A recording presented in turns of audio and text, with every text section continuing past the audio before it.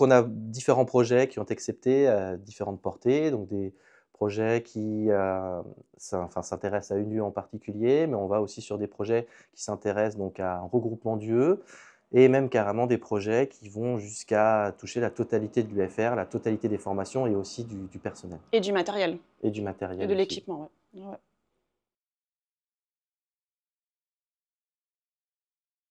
On a sur le campus une culture pédagogique assez importante et c'est vrai que, bah, du coup, les projets s'articulent vraiment bien dans cette dynamique qui existe déjà sur le campus.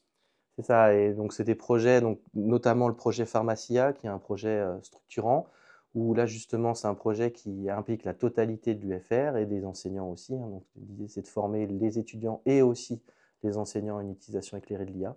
Et donc là c'est très structurant justement autour de cette nouvelle technologie qui est l'IA.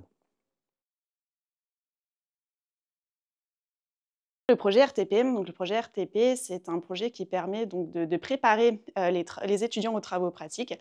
Et donc, on leur met à disposition des modules pédagogiques immersifs sous forme de visite virtuelle de nos salles de TP avec nos enseignants, avec un scénario qui a été décidé par nos enseignants, avec vraiment leur trame pédagogique. Donc, c'est vraiment un outil maison adapté à nos étudiants.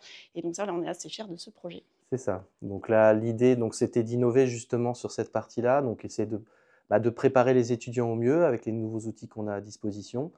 Hem et l'idée, voilà, c'était justement de faire quelque chose de nouveau qui n'avait pas forcément été fait ailleurs. Donc là, c'était un peu on essuie les plâtres et on essaye de voir un peu ce que ça donne. Les enseignants, oui, surtout pour le projet RTP parce que, bah, ils sont acteurs du projet, c'est ce qu'ils voulaient aussi. Et pour les étudiants, bah, pas encore, parce que, bah, ça va être en cours de Et oui, c'est déploiement. ça, on a une phase, hein, bien évidemment, dans le projet qui est justement l'évaluation de l'impact, en fait, de ces innovations. Mais là, on n'y est pas encore à cette phase-là. On va y rentrer bientôt, juste à la rentrée. Donc, on est un peu impatient justement de voir si ce qu'on a fait, bah, ça plaît ou pas, c'est utile ou pas. Parce que c'est surtout ça le plus important, c'est que ça serve à la pédagogie. Alors, on a quand même eu un ou 2 quelques retours quand même d'étudiants pris à la volée, pendant les JPO, par exemple, et normalement, ça colle avec le besoin pédagogique.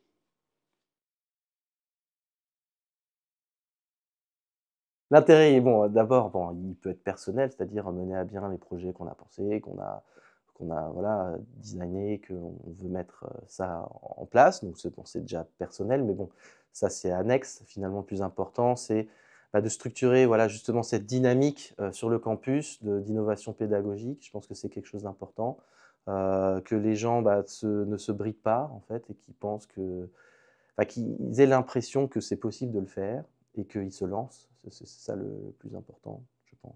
Et ça permet de mettre, bah, nos idées en pratique aussi et ça nous donne les moyens Bah, c'est ça, c'est de faire surtout des les choses. moyens, c'est Mmh ça, c'est mh. les moyens, parce que les idées, on en a plein, puis Oui. après il faut les mettre en place et donc là, l'avantage de ces appels à projets qui sont locaux justement, Mmh. c'est facile en fait de discuter en fait avec les décideurs aussi, savoir ce qui allait, ce qui n'allait pas pour s'améliorer pour un prochain appel à projet.